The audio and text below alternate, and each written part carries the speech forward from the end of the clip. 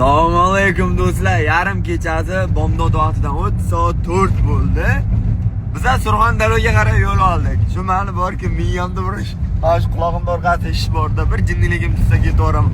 O'zimga qo'shib 4 ta darmay tog'anim deb oldim. Maniki, xudo xolasa.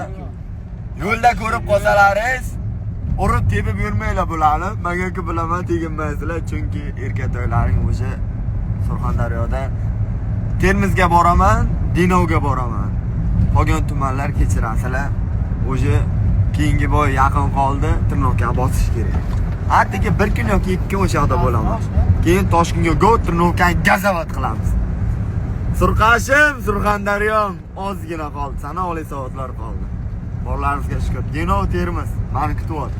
Kutmasalarda men bemalol kirib boraman.